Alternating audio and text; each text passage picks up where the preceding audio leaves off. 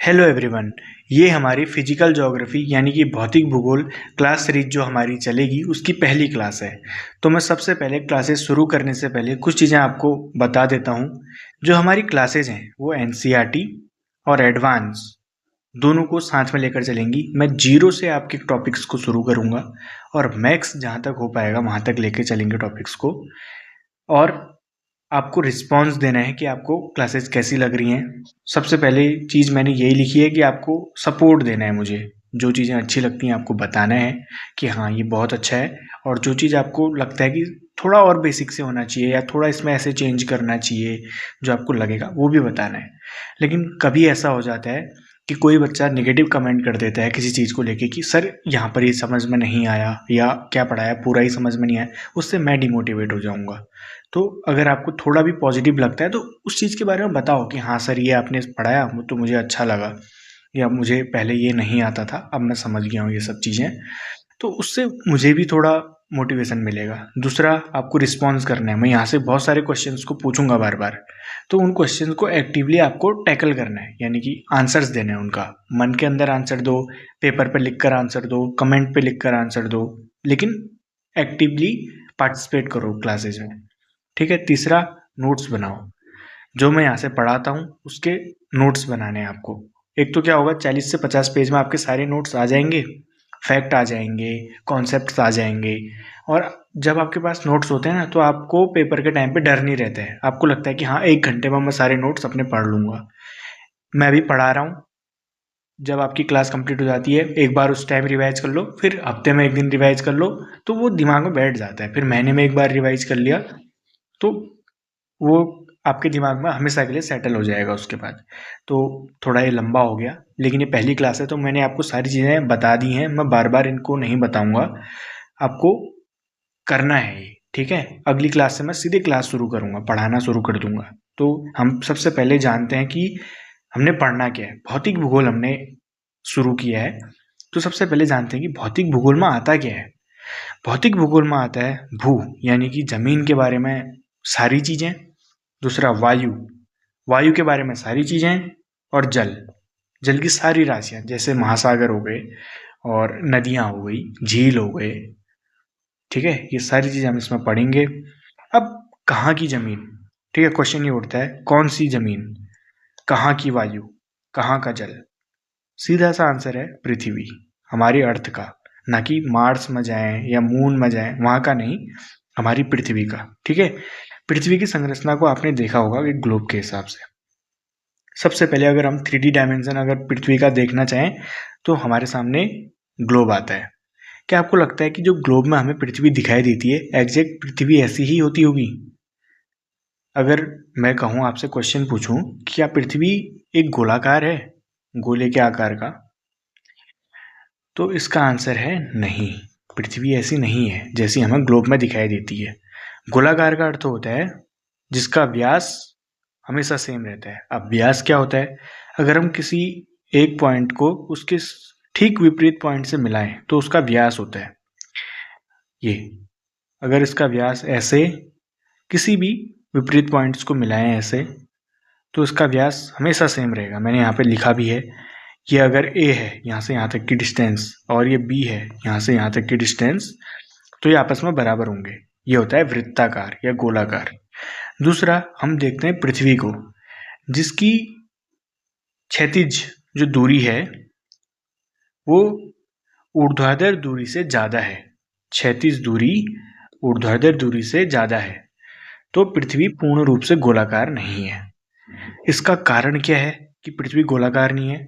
इसका कारण है अपकेंद्रीय बल। अब मैं आपको समझाता हूँ अपकेंद्रीय बल क्या होता है। जब हम किसी धागे पर पत्थर बांधें और उसको ऐसे ऊपर गोल गोल घुमाएं, सर के ऊपर गोल गोल हमने उसको घुमाया, तो वो घूमेगा, और अचानक हम उस रस्सी को छोड़ दें तो वो जमीन पे सीधे नीचे नहीं गिर जाता है, वो बाहर की ओर जाता है। तो इसको कहते हैं अपकेंद्रण बल। जब कोई वस्तु वृत्ताकार पथ पर गति करती है तो उसमें बाहर की ओर एक फोर्स लगता है, जिसके कारण वो बाहर की ओर जाना चाहती है, उसे कहते हैं अपकेंद्रण बल। यही पृथ्वी पर भी लागू होता है। जब पृथ्वी घूर्णन करती है या परिक्रमण करती है सूर्य का, तो परिक्रमा करती है, जब सूर्य की परिक्रमा करती है पृथ्वी, तो उसमें बाहर की ओर एक फोर्स लगता है, जिस कारण पृथ्वी का ये वाला भाग, ये वाला और ये वाला भाग बाहर की ओर निकल गया है। ठीक है, इसलिए हमें लगता है कि पृथ्वी नॉर्थ और साउथ से थोड़ा दब गई है, चपटी हो गई है। ठीक है, इस आकार को अगर हम कहें तो ये होता है जियोइड आकार, पृथ्वी का जियोइड आकार। आप इसको नोट कर सकते हैं, पृथ्वी का आकार कैसा है, जियोइड है। ठीक है, इसमें क्या है कि ऊपर से नीचे की जो डिस्टेंस है वो है 12,714 किलोमीटर, और अगर हम कहें क्षैतिज दूरी जो पृथ्वी की है वो है 12,756 किलोमीटर, यानी कि 42 किलोमीटर का अंतर पाया जाता है। ठीक है, अगर हम ऊर्ध्वाधर और क्षैतिज पृथ्वी का व्यास निकालें तो उसमें 42 किलोमीटर्स का अंतर पाया जाता है। इसलिए हम पृथ्वी का आकार पूर्ण रूप से गोल नहीं कह सकते हैं। ठीक, अब हम दूसरा समझ लेते हैं कि दिशा कैसे हमें चेक करनी चाहिए। तो जब भी हम किसी मैप को पकड़ते हैं, कोई भी मैप हो, इंडिया का मैप, वर्ल्ड का map, Europe, Africa, north America, south America, Australia, उसमें उत्तर की ओर हमेशा जो उत्तर है वो ऊपर की ओर रहेगा। ठीक है, हम मैप को पकड़ेंगे तो ऐसे उसमें लिखा होता है, ऊपर की ओर एन लिखा होता है, तो इसका मतलब है नॉर्थ ऊपर की साइड रहेगा हमेशा। अगर नॉर्थ ऊपर की साइड रहेगा तो नॉर्थ के जस्ट अपोजिट में रहता है साउथ। अगर साउथ नीचे है, नॉर्थ ऊपर है, तो हमारे लेफ्ट हैंड यानी कि बाएं हाथ की ओर पश्चिम रहेगा, वेस्ट, और दाएं हाथ की ओर पूर्व रहेगा, यानी कि ईस्ट, राइट हैंड की ओर। ठीक है, अब हम इसको एक बार वर्ल्ड मैप में देख लेते हैं। ये हो गया नॉर्थ, ये हो गया साउथ, ये हो गया वेस्ट, और ये हो गया ईस्ट। ठीक है, अगर हम पृथ्वी में इंडिया को अगर देखें, इंडिया से नॉर्थ में अगर हम जाएंगे तो ऊपर नॉर्थ के कंट्रीज आ जाएंगी, इंडिया से ये साउथ हो गया। ठीक है, श्रीलंका इंडिया के साउथ में है। ठीक है, हम ऐसा कहेंगे। अब हम कहते हैं कि हम वेस्टर्न कल्चर को अपना रहे हैं। वेस्टर्न कल्चर मतलब जो हमारे वेस्ट की ओर हमको दिखता है। ठीक है, वेस्टर्न में हमारा अमेरिका हमारा वेस्टर्न आ जाएगा, साउथ अमेरिका हमारे वेस्ट में आ जाएगा, यूरोप हमारे वेस्ट में ही आएगा, क्योंकि इससे इधर को जितनी चीज़ें हैं वो वेस्ट हैं। ठीक है, तो यूरोप हम वेस्ट में कहेंगे, साउथ अमेरिका, नॉर्थ अमेरिका, ये सब हमारे वेस्ट में है। ठीक है, और हमारे ईस्ट में कौन सी कंट्रीज हैं? हमारे ईस्ट में हम कहेंगे कि म्यांमार हमारे ईस्ट में है, और मलेशिया, इंडोनेशिया, ये सब हमारे ईस्ट में है। अब हम देखते हैं कि हमने भौतिक भूगोल में पढ़ना क्या है, भू, वायु और जल। भू मतलब क्या, वायु मतलब क्या, और जल मतलब क्या? मैंने आपको बताया, भू मतलब कि जमीन, वायु मतलब कि हवा, और जल मतलब कि जो जल से बनने वाली राशियां हैं। अब पृथ्वी पर वायु तो हर जगह सेम है, हम यहाँ पर वायु कहेंगे कि हम यहाँ पे भी ऑक्सीजन ले रहे हैं, अमेरिका में जाएंगे वहाँ भी ऑक्सीजन ही लेंगे। तो वायु पूरे विश्व में एक समान है, कहीं भेदभाव नहीं है, हर जगह एक जैसी वायु पाई जाती है। लेकिन जमीन कहीं पर ज़्यादा है, कहीं पर कम है, कहीं पर द्वीप बने हैं, कहीं पर महाद्वीप बने हैं। जल, हर एक जल की राशि को हमने अलग नाम दिया है। ठीक है, जो महासागर हैं वो अलग अलग नाम के हैं।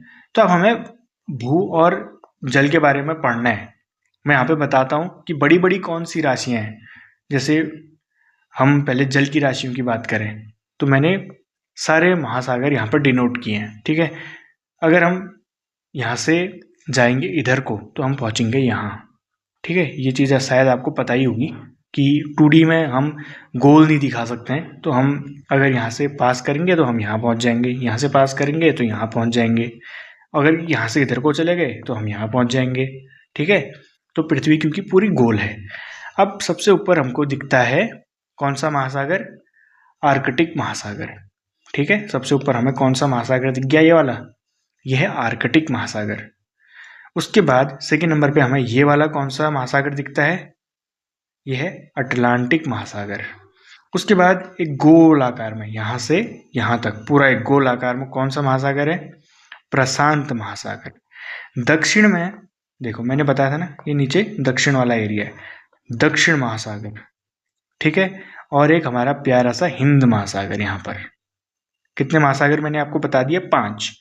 नंबर 1 आर्कटिक, दूसरा अटलांटिक, तीसरा प्रशांत, यहाँ भी और यहाँ भी, उसके बाद हिंद महासागर चौथा, पांचवा दक्षिण महासागर। इसमें सबसे बड़ा कौन सा है? प्रशांत महासागर सबसे बड़ा महासागर है। उसके बाद हम बात करते हैं महाद्वीप की। पहला महाद्वीप हम पढ़ते हैं उत्तरी अमेरिका। अब हम आपको एक बार महाद्वीप की डेफिनेशन बता देता हूँ। द्वीप और महाद्वीप दो अलग अलग चीजें हैं, ठीक है। द्वीप होता है जब भूखंड चारों ओर से पानी से घिरा हो, उसे कहेंगे हम द्वीप। और एक बहुत बड़ा भूखंड जो चारों ओर पानी से घिरा हो, उसे कहेंगे हम महाद्वीप, ठीक है। जैसे राजा होता है क्या, किसी एक छोटे से क्षेत्र का जो सबसे प्रमुख है वो राजा है।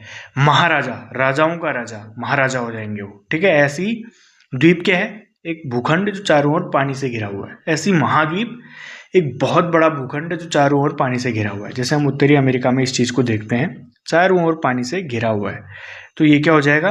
महाद्वीप। ऐसे ही दक्षिण अमेरिका एक महाद्वीप, चारों ओर पानी से घिरा हुआ। अफ्रीका चारों ओर पानी से घिरा हुआ। ऑस्ट्रेलिया चारों ओर पानी से घिरा हुआ। आर्कटिक चारों ओर पानी से घिरा हुआ। अब यहाँ पर हम देखते हैं यूरोप, वो तीन ओर पानी से घिरा हुआ है। क्यों? क्योंकि जब वर्ल्ड मैप बना, जब कॉन्टिनेंट बनाए, तो उस टाइम पे यूरोप की सुप्रीमेसी थी। सुप्रीमेसी मतलब कि यूरोप के ही सारे साइंटिस्ट हैं, यूरोप के ही सारे के सारे खोजकर्ता हैं, वैज्ञानिक सारे वहीं के हैं। तो उन्होंने कहा कि हम अपने आप को अलग दिखाएंगे, तो उन्होंने एशिया से अपने आप को अलग कर लिया और महाद्वीप की परिभाषा को नकारा। यहाँ पे खुद ही परिभाषा बनाई, खुद ही नकार दिया, ठीक है। अब हम यहाँ पर देखते हैं 7 महाद्वीप। पहला उत्तरी अमेरिका, दूसरा दक्षिणी अमेरिका, तीसरा अफ्रीका, चौथा यूरोप, पांचवा एशिया, छठा ऑस्ट्रेलिया, सातवां अंटार्कटिका। आप एक बार इनको नोट कीजिए, बार बार 3-4 बार दोहराइए इसको। उत्तरी अमेरिका, दक्षिणी America, Africa, Europe, Asia, Australia, Antarctica. शायद आपको आता भी होगा, ये तो छोटी मोटी चीजें हैं। अब आप यहाँ पर एक चीज ये देखेंगे कि ऑस्ट्रेलिया छोटा दिख रहा है और यहाँ पर ग्रीनलैंड बहुत बड़ा दिख रहा है। इसका कारण ये है, अगर आप ऊपर पे यहाँ पर देखें तो ये तिरछा हो गया है यहाँ पे। तो जब हम इसको ऊपर की ओर उठाएंगे तो ये बड़ा ही दिखेगा यहाँ पर, लेकिन ये इतना बड़ा है नहीं, ये दिख रहा है। ये यूरोप में आता है, ग्रीनलैंड आयरलैंड वाला एरिया है वो, ठीक है। जब हम वर्ल्ड मैप करेंगे तो उसको पूरा अच्छे से समझेंगे। अब मैं आपको बता देता हूँ अक्षांश और देशांतर। सबसे पहले हम पढ़ते हैं अक्षांश व अक्षांश रेखाएं, ठीक है। अक्षांश अलग चीज है, अक्षांश रेखाएं अलग चीज है। अक्षांश और देशांतर कोण है, ठीक है। पृथ्वी के केंद्र से खींचे हुए कोण है अक्षांश और देशांतर, यानी कि एंगल्स जिनको हम कहते हैं। अक्षांश और देशांतर कोण है, यानी कि एंगल्स हैं, और अक्षांश रेखाएं उन एंगल्स को लेकर खींची हुई रेखाएं हैं, एक काल्पनिक रेखाएं जो अक्षांश और देशांतर एंगल्स के हिसाब से खींची जाती हैं। अब सबसे पहले हम देखते हैं अक्षांश रेखाएं। जब पृथ्वी के केंद्र को हम लेते हैं, उस केंद्र से सतह पर एक कोण बनाते हैं 0 डिग्री का, तो उससे एक वृत्ताकार हम पथ बनाते हैं उस 0 डिग्री पर। यहाँ पे भी 0 होगा, यहाँ पर भी अगर इसको हम लेके आएंगे यहाँ पर भी 0 होगा, पीछे साइड अगर यहाँ लेके जाएं यहाँ पे भी 0 होगा। ये पृथ्वी को मैंने आधा कर लिया है, ठीक है। तो आप यहाँ पर लेके जाएंगे, ये यहाँ पर 0 है, यहाँ पे भी 0 ही होगा। तो इस 0 को लेकर के मैंने एक वृत्ताकार पथ बना दिया, ये है वृत्ताकार पथ। ये पीछे भी ऐसे होगा, ये पूरा गोल होगा, ठीक है। ये वृत्ताकार पथ मैंने बना दिया पृथ्वी के चारों ओर। अब ये 2D है तो मैं इसको प्रॉपर दिखा नहीं सकता हूँ कि ये चारों ओर कैसे होगा। अगर हम यहाँ पर देखें, ये हमें ग्लोब दिख रहा है, इस पर ये है, देखो यहाँ से आया, ये ऐसे गया, ये इसके पीछे भी गया होगा, सिंगल लाइन है जो चारों ओर ऐसे पृथ्वी के चारों ओर है। तो ये 0 डिग्री यहाँ पर बना, यहाँ पर हमने 0 डिग्री पर ये वाली लाइन बना दी, ठीक। ऐसे ही फिर हमने 1 डिग्री बनाया, 2 डिग्री बनाया, इस 0 डिग्री को लेकर के यहाँ पे हमने बनाया 5 डिग्री, फिर ऐसे ही बनाया हमने 10 डिग्री, 1 2 3 4 5 6। अब मैं सारे तो दिखा नहीं सकता, वो बहुत बड़ा मैप हो जाएगा, तो मैंने कुछ डिग्री यहाँ पर दिखा रखे हैं। 60 डिग्री तक गए, 70 80 90। जैसे ही हम 90 पे जाएंगे, उसके बाद हमारी यहाँ पर क्या बन जाएगा, समकोण बन जाएगा ये 90 के बाद। अब 90 के बाद हम 91 क्यों नहीं कर रहे हैं, क्योंकि 91 जो होगा वो 89 वाला सर्कल होगा। आप ये समझ पा रहे हैं, जैसे यहाँ पर एक आएगी लाइन, तो यहाँ से जो लाइन गई होगी उस पर तो टच हो जाएगा वाला सर्कल, क्योंकि ये गोल सर्कल है ना, जो यहाँ से सर्कल आएगा। अब यहाँ पर हम कोण बना दें, एक ऐसे सेंटर से आता हुआ एक कोण बना दें अगर ऐसे, तो जो ये वाली लाइन है इस पर टच हो जाएगा। ये तो एक ही एंगल हुआ ना, हम बार बार क्यों दिखाएंगे उसको। तो इसका अर्थ ये है कि ऊपर की ओर अगर हम गोल करके जाएं, 0 डिग्री से शुरू होगा और 90 डिग्री तक जाएगा। अब आपको एक चीज बतानी है, ऊपर 90 है तो नीचे कितने होंगे, ऐसी 1 2 3 4 5 6 करके कितने होंगे नीचे, कमेंट करके बताना। मैं बताता हूँ आपको, 90 नीचे भी होंगे, जितने ऊपर उतने ही नीचे। 90 सर्कल नीचे है, 90 सर्कल ऊपर है, और एक सर्कल 0 डिग्री का बन गया। तो टोटल कितने सर्कल बनेंगे इसमें, टोटल 81 अगर डिग्रीज बनी तो 81 सर्कल भी बनेंगे। और हर एक सर्कल, ये सर्कल और ऊपर 1 डिग्री का जो सर्कल होगा, मान लीजिए ये 0 डिग्री का सर्कल है, ये 1 डिग्री का सर्कल है, ये आपस में समांतर होंगे। समांतर होंगे मतलब एक दूसरे को नहीं काटेंगे। ये सर्कल अपना काम करेगा, ये नीचे वाला सर्कल अपना काम करेगा, ये नीचे अपना सर्कल होगा, एक दूसरे को काटेंगे नहीं, एक दूसरे के समांतर होंगे। लेकिन यहाँ पर जब हम देखते हैं कि जब 90 डिग्री का यहाँ पर एंगल बनता है, ये सर्कल, एक चीज आपको समझ में आ रही है, 0 डिग्री का सर्कल सबसे बड़ा होगा, उसके बाद ऊपर जाते जाते पृथ्वी का आकार छोटा होता जा रहा है ना, पृथ्वी गोल है, छोटा होते जा रहा है, ये सर्कल भी क्या होते जाएंगे, छोटे होते जाएंगे। जैसे ही हम टॉप पर पहुंचेंगे यहाँ पर, तो क्या कोई सर्कल बन पाएगा हमसे, 90 डिग्री सर्कल नहीं बन पाएगा, क्योंकि ये सीधा एक बिंदु होगा। मान लीजिए आपने अपने छत पर एक बिंदु डाला, तो वहां पे आप सर्कल नहीं बना पाएंगे ना फिर, ठीक, वहां पर खाली एक बिंदु दिखेगा। तो 90 डिग्री पर ऊपर भी और नीचे भी बिंदु दिखेंगे आपको, तो वहां पर सर्कल नहीं बनेंगे। तो टोटल हमारे पास कितनी लाइंस बन जाएंगी, एक ऊपर 90 डिग्री की हटा दो और नीचे एक 90 डिग्री की हटा दो, तो 79 लाइंस हमारे पास होंगी। क्योंकि जो 181 हमारे पास एंगल्स थे उसमें से 2 बिंदु थे। अब हम इसको देख लेते हैं। मान लीजिए जो ये मैंने गोला बना रखा है, ये पृथ्वी के अंदर एक गोला है। पृथ्वी के अंदर गोले से सतह पर एक एंगल बनाया हमने 0 डिग्री का। इस 0 डिग्री एंगल पर एक वृत्ताकार पथ बना दिया, पूरा पूरा ऐसे गोल हो गया। पीछे गया होगा, पीछे क्या गया होगा, यहाँ से अगर जाएंगे हम तो यहाँ आ जाएगा, ये पूरा गोल बना दिया हमने इसको, ठीक है। ऐसे ही ये 20 डिग्री पर बना रखा है, 20 डिग्री पर पूरा गोल, ऐसे ही ऊपर को चलते जाएंगे तो 90 तक पूरा ही जाएगा। अब ऊपर हम इसको अगर गोल कर दें तो ये सिर्फ एक बिंदु में सिमट जाएगा, ठीक है, ऊपर 90 डिग्री वाला। मैंने यहाँ पर आपको 2-3 चीजें बता दी हैं, ठीक। टोटल एंगल्स कितने होंगे, 181, टोटल लाइंस कितनी होंगी, 179, और 2 बिंदु होंगे, कौन से, ऊपर 90 डिग्री नीचे 90 डिग्री, और सभी अक्षांश रेखाएं आपस में समांतर होती हैं, ठीक है, इसको दिमाग में रखना है, सभी अक्षांश रेखाएं आपस में समांतर होती हैं। अब हम पढ़ते हैं देशांतर। अब हमने पहले खड़े में पृथ्वी को काटा था, अब हमने पृथ्वी को तिरछे में काटा और सेंटर में ले लिया एक बिंदु, वहां से 0 में गए और ऊपर से नीचे अब हमने नॉर्थ से साउथ पोल मिला दिया, ठीक है। मैंने यहाँ पर जैसे 0 डिग्री बना रखा है, ये ऐसे ही ऊपर हो गए, यहाँ से शुरू हुआ, यहाँ से शुरू हुआ, 0 डिग्री यहाँ गया, ऐसे ही पहला 1 डिग्री, 2 डिग्री, 3 डिग्री, ऐसे आएगा ये, 1 डिग्री पर यहाँ पे मिलेगा, 2 डिग्री ऐसे बनेगा कोण, ठीक है, यहाँ पर कोण बना 1 डिग्री पर, फिर 2 डिग्री पर, फिर 3 डिग्री पर, फिर 4 डिग्री पर, ऐसी डिग्री बनते गए और हमने ऊपर से नीचे मिलाते गए। ऊपर से नॉर्थ पोल को साउथ पोल से मिलाती है, यहाँ पे लिखा होगा मैंने, connect north pole to south pole, उत्तरी ध्रुव को दक्षिणी ध्रुव से जोड़ने वाली रेखाएं हैं। इसका मतलब क्या हुआ, ये अर्धवृत्ताकार है,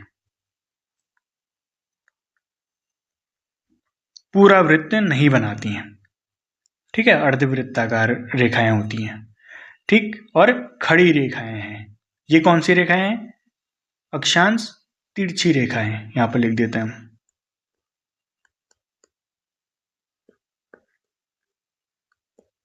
समझ में आया आपके, देशांतर खड़ी रेखाएं हैं जबकि अक्षांश तिरछी रेखाएं हैं। अब हम देखते हैं कि जब देशांतर रेखाएं हम बनाते हैं तो वो ऊपर नॉर्थ पोल को नीचे साउथ पोल से मिलाती हैं। ऐसे ही आते रह गए, ऊपर नॉर्थ से नीचे साउथ, ऊपर नॉर्थ से नीचे साउथ। तो हम एक चीज़ गौर कर पा रहे होंगे आप यहाँ पे कि बीच में डिस्टेंस बहुत ज़्यादा है, लेकिन ऊपर जाते जाते डिस्टेंस कम होते जा रही है। तो हम यहाँ पर एक चीज़ देखते हैं कि भूमध्य रेखा पर मैक्स डिस्टेंस पाई जाती है, जबकि ध्रुवों की ओर जाते जाते डिस्टेंस कम होते जाती है। ठीक, अक्षांश रेखाओं की संख्या कितनी थी? 180। ठीक है, 181 थी, मैंने यहाँ पे 180 गलती से लिख दिया होगा। अब हम देशांतर देखें तो 180 और 180 यहाँ पर दोनों साइड कैसे? यहाँ पर हम गए 90 तक, ये बना 90 डिग्री का कोण। ऐसे ही 90 पीछे गए 180, इतने में आधे भाग में 180 रेखाएं बन गई। इतनी ही रेखाएं इस साइड बनेंगी। ठीक है, इसको एक बार मैप में देख लो। 0 डिग्री से इधर को शुरू किया हमने, कितनी रेखाएं बनी? 160 यहाँ पर पहुंचे, 180 यहाँ पे पहुंच गए। ठीक, ऐसे ही हमने 0 से यहाँ पर शुरू किया, इधर को गए 180 तक यहाँ बन गई। तो टोटल कितनी बन गई? 180 प्लस 180 360। ठीक है, टोटल रेखाएं बन गई हैं। अब इनका यूज कहाँ पर होता है? मैंने दिखाया, बना रखा है लोकेशन पता करने के लिए। अगर हमारे पास देखिए, उससे पहले मैं बता देता हूँ यहाँ पर क्या लिखा है हमने, 20 डिग्री वेस्ट। अब यहाँ पर देखो, यहाँ पर आता है मैप का काम, नॉर्थ साउथ ईस्ट वेस्ट। देखो लिखा है ना वेस्ट, ये ईस्ट। जब हमने डायरेक्शन पता करनी होगी तो हम ईस्ट की ओर बताते हैं ना कि इस दिशा में जाओ, उस दिशा में जाओ, पूर्व दिशा में जाइए, पश्चिम दिशा में जाइए। तो वही यहाँ पर दिखा रखा है। अब ऐसे ही उन्होंने उसमें भी दिखाया होगा, ये देखो नॉर्थ साउथ। अब इसका पता कैसे चल रहा है? ये पता चलता है 0 डिग्री बीच की लाइन से, ये इससे ऊपर नॉर्थ, इससे नीचे साउथ, इससे इधर को वेस्ट, इससे इधर को ईस्ट। देखिए यहाँ पर ऐसा ही किया है, 0 डिग्री से इधर को ईस्ट, 0 डिग्री से इधर को वेस्ट। ऐसा ही यहाँ 0 डिग्री से ऊपर नॉर्थ, 0 डिग्री से साउथ, साउथ नीचे साउथ। ठीक है, उत्तरी गोलार्ध, दक्षिणी गोलार्ध। ठीक है, दो भागों में अगर हम बांटे, उत्तरी गोलार्ध, दक्षिणी गोलार्ध। बीच वाली रेखा भूमध्य रेखा कहलाती है, आपको पता होना चाहिए। और 0 डिग्री जो खड़ी रेखा है देशांतर, इसको ग्रीनविच लाइन कहते हैं। ठीक है, 0 डिग्री होती है, 0 डिग्री मेरिडियन, यानी कि प्रधान देशांतर रेखा कह सकते हैं हम इसको। अब मैंने कहा है यहाँ पर लोकेशन पता करने के लिए इसका यूज किया जाता है। कैसे? अगर हमारे पास सिर्फ देशांतर रेखाएं होती, सिर्फ ये रेखाएं, हम कहते मेरा भाई 60 डिग्री नॉर्थ वेस्ट देशांतर में खड़ा है, 60 डिग्री वेस्ट देशांतर में। आप कहाँ ढूंढते हैं? आप इतनी बड़ी रेखा है 60 डिग्री वेस्ट, 60 डिग्री वेस्ट देशांतर में मेरा भाई खड़ा है, कितना समय लग जाता है आपको इस 60 डिग्री में जाने में? ठीक है, अब मैंने आपको बता दिया मेरा भाई 60 डिग्री वेस्ट देशांतर और 30 डिग्री साउथ अक्षांश में खड़ा है। ये 30 डिग्री यहाँ के आसपास होगा और ये 60 डिग्री यहाँ पर, तो कहीं पर तो क्रॉस किया है, यहाँ पर मेरा भाई खड़ा है। ठीक है, जहाँ पर एक अक्षांश और एक देशांतर आपस में कट करेंगी, वो कोड हमको पता चलेगा, तो हम उसको कहेंगे कि यहाँ लोकेशन हमारी है। ठीक है, यही लोकेशन गूगल मैप भी यूज करता है। जब हम गूगल मैप में अपनी लोकेशन शेयर करते हैं तो हमारे अक्षांश और देशांतरों का कोड वो भेजता है, जिससे हमारी जो लोकेशन है वो पता चलती है। ठीक है, लोकेशन पता करने में अक्षांश और देशांतर का बहुत बड़ा हाथ है। उसके बाद हम देखते हैं कि समय का निर्धारण अक्षांश और देशांतर के हिसाब से कैसे होता है। आपको क्या लगता है, अक्षांश समय निर्धारण में महत्वपूर्ण है या देशांतर? एक बार सोचिए और आंसर लिखिए इसका, कमेंट में मुझे इसका आंसर चाहिए। अक्षांश समय निर्धारण में महत्वपूर्ण है या देशांतर? अब मैं बताता हूँ। सूर्य निकलता है पूर्व से, ये है पूर्व, यहाँ से निकला सूर्य और पश्चिम में यहाँ चले गया। पश्चिम में क्या गया, ये वापस यहीं से आ जाएगा, क्योंकि पृथ्वी तो गोल है, पृथ्वी चक्कर लगाते रह रही है। ठीक है, यहाँ से सूर्य निकलेगा, यहाँ जाएगा, फिर वापस यहीं पहुँच जाएगा, घूमते रहेगा ऐसे ही, पृथ्वी घूम रही है, ठीक है। उसके बाद अगर हम देखें तो पृथ्वी तो एक ही अक्षांश पर है ना, 0 डिग्री अक्षांश पर ही तो चल रही है। एक दिन में पूरा एक ही अक्षांश पर तो चलेगी पृथ्वी, अगर 0 डिग्री पर है तो उसी पर चलते जा रही है। तो इससे समय का निर्धारण कैसे होगा? तो हम समय निर्धारण के लिए देशांतर को लेते हैं, ठीक है। देशांतर द्वारा हमारा समय का निर्धारण किया जाता है। ये जो देशांतर रेखा है, सूर्य इनको पार करता है। मान लीजिए यहाँ पर जब सूर्य हमारे भारत के ऊपर आता होगा तो यहाँ पर 12 बजे हैं, ठीक है। यहाँ पर कितना बजा होगा? 12। तो आपको क्या लगता है, इससे पीछे सूर्य नहीं रहा होगा? इससे पीछे भी रहा होगा सूर्य, तभी तो यहाँ पहुंचा है। तो यहाँ पर जब ये पहुंचा होगा तो यहाँ पर कितने बजे होंगे उस टाइम पे? ठीक इसके नीचे, सूर्य के नीचे जो खड़ा होगा उसके लिए कितना बजा होगा? उसके लिए बजा होगा 12। सूर्य आगे आ गया, हमारे लिए 12 बज गए, ठीक। सूर्य यहाँ से आगे चले जाएगा तो इनके लिए 12 बज जाएंगे। सूर्य ठीक जब सर के ऊपर होता है तब 12 बजते हैं। यहाँ पर 12 बज गया तो यहाँ वालों के लिए 2 बज गए होंगे उस टाइम पे। क्यों? क्योंकि 12 बजने के बाद 1 बजेगा, फिर 2 बजेगा। ऐसे ही अब हमें पता चल गया कि जब हम इधर को जाएंगे तो समय प्लस करेंगे। जैसे 12 यहाँ पे बजा है तो इधर 2 बज गया होगा, मैंने भी बताया। क्यों? क्योंकि सूर्य यहाँ से पास आउट कर चुका है, यहाँ से पास हो गया है। 12 जब यहाँ पर होगा तो 12 होंगे, यहाँ पर पहुंचा सूर्य 1 बज गया, यहाँ पर पहुंचा 2 बज गया, यहाँ पर अभी 12 बजेगा। अब इधर को जाएंगे तो माइनस करेंगे, क्योंकि यहाँ सूर्य पहुंचा नहीं है तो यहाँ 10 बजा होगा। जब यहाँ पर सूर्य होगा तो यहाँ 12, यहाँ 2 बजा होगा, यहाँ 10 बजा होगा। ये ऐसे समय का निर्धारण किया जाता है, ठीक है। अब हम देखते हैं कि हर एक देशांतर पर, एक देशांतर को जब सूर्य पास करेगा तो कितना समय उसे लगेगा। तो टोटल रेखाएं कितनी हैं देशांतर? 360 रेखाएं हैं। 360 रेखाओं को पूरा करने में सूर्य को कितना समय लगता है? 24 घंटे। मतलब कि पृथ्वी पूरा एक चक्कर कितने समय में पूरा करती है? 24 घंटे में। मतलब कि जहां से अगर सूर्य ने यहाँ पर से शुरू किया, दोबारा यहाँ पहुंचने में सूर्य को 24 घंटे लगते हैं। कितना समझ पाए? जब सूर्य यहाँ से चलना शुरू करेगा, मान लीजिए सूर्य यहाँ पर है बीच में, मैंने यहाँ पर बना दिया सूर्य, यहाँ पर सूर्य है, यहाँ से चलना शुरू किया, यहाँ से आया, यहाँ पर वापस पहुंचा सूर्य, तो कितना? 24 घंटे, ठीक है। कितने एंगल्स को पार किया? कितने देशांतर रेखाओं को पार किया? 360। 24 घंटे को अगर मिनट में चेंज करें तो 60 से मल्टीप्लाई कर देंगे, सस्ता सी सेट, ठीक है। तो 1440 मिनट्स, ठीक है।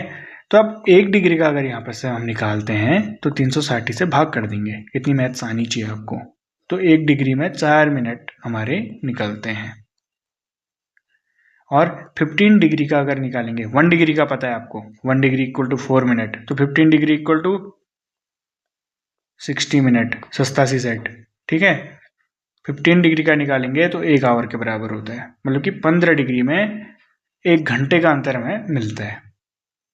उसके बाद हम देखते हैं भारत की समय मानक रेखा कौन सी है। भारत की समय मानक रेखा है 82.5 डिग्री, जो यूपी, मध्य प्रदेश, छत्तीसगढ़, उड़ीसा, आंध्रा से होकर जाती है। 5 राज्य हैं, इंपोर्टेंट हैं, नोट कर लीजिए, बहुत ज़्यादा ज़रूरी है, ठीक है। कहाँ से जाती है? यूपी, एमपी, छत्तीसगढ़, उड़ीसा और आंध्रा से। तो आज की क्लास का यहीं पर हम विराम देते हैं।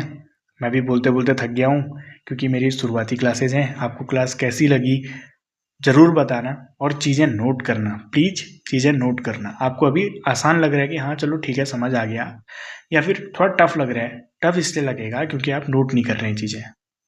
आप खुद जब एक बार ट्राई करेंगे तो तब आपको पता चलेगा ना कि आपको समझ में आया नहीं आया। सिर्फ वीडियो लेक्चर देखने से चीज़ें समझ में नहीं आएंगी, नोट करना पड़ेगा, कोशिश करनी पड़ेगी सीखने की, ठीक है। और मैंने अपने साइड से पूरा 100% दिया है इस क्लास को। तो अगली क्लास में जल्दी ही मिलते हैं। आपको क्लास कैसी लगी प्लीज़ बताना मुझे, इससे क्या होता है मुझे भी बहुत ज़्यादा मोटिवेशन मिलता है, ठीक है। कैसी लगी क्लास ज़रूर बताना। Thank you.